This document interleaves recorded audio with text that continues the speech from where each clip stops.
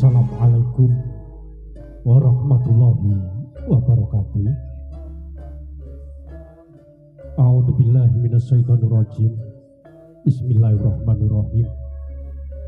Assalatu wassalamu ala asrafil anbiya'i wa mursalin Sayyidina wa maulana Muhammadin amma ba'du.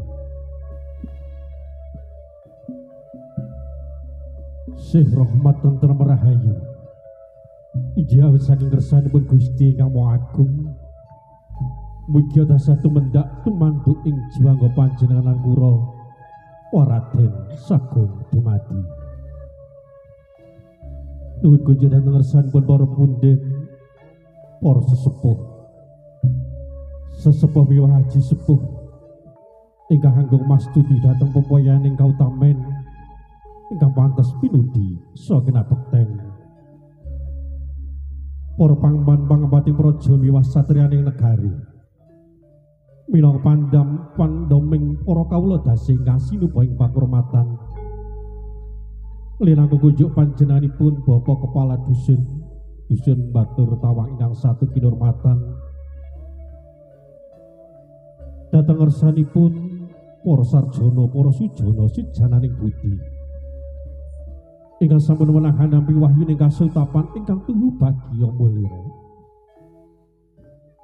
Kunjungan ngersanipun para alim, para ulama, para pandita ingkang rinten pantaring rati tasa sumanding dhateng kitab suci wahyu ning ilahi minangka panutuning kiblat panembah ingkang satuhu pantes pinundi saking abekten.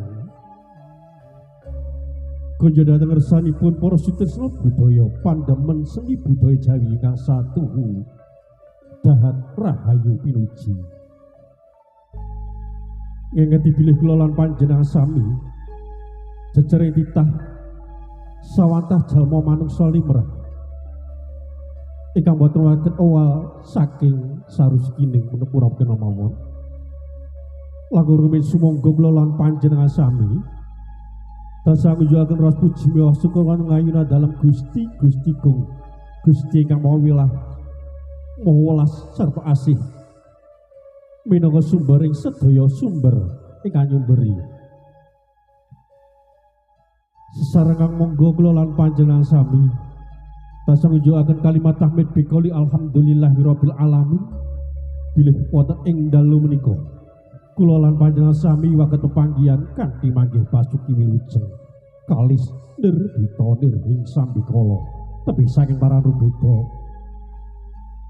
Ondene salam dalah sholawat mugi kita sekunjuk datur dumateng mustikaning jagat sekaring bawana titah ingkang pinilih dhateng kinasih naninjih Sayyidin Kalimatullah panata Brahma panutaning umat Gusti Kanjeng Rasul Muhammad sallallahu alaihi wasallam yektas pilih kula lan panjenengan sami tansah ngrantu-rantu syafaatipun minat dunya hatta yaumil kiamah semati. Saderengipun ngaturaken wilujeng dalu sugeng pepanggihan kalian kula sakadang kanca-kanca KMBU Krida Muda Budi Utama ingkang mijil saking lelatan dusun Wonolobo Desa Pandean, Kecamatan Ngablak, Kabupaten Magelang ingkang ing dalu menika derek mangayu bagya menapa ingkang hajat sedaya warga masyarakat ing dusun Batur Tawang nenijih akhirusana sarta merti dusun.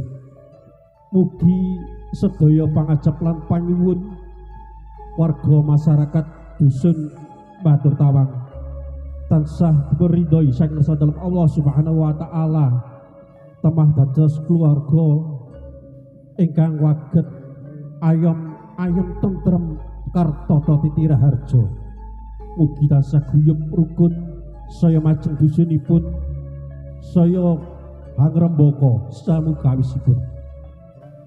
Ing sang menika ngrawuhaken kula sakadang Krida Muda Budi Utama ingkang mijil saking lelatan Wonolobo pimpinan panjenenganipun Raka Mas Budiono dalah sesepuh panjenenganipun Bapak Tuparno keparang lumadi panglipur sautawis nenjih saperangan tari topeng ireng tari soreng lan ugi tari warak ingkang semangkih badhe kapiyarsa wonten ngarsa Janandika sami.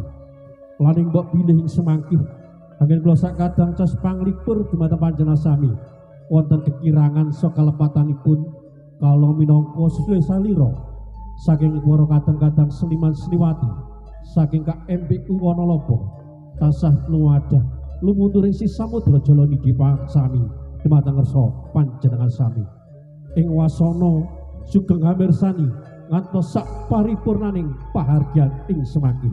Nuwun kawula nuwun.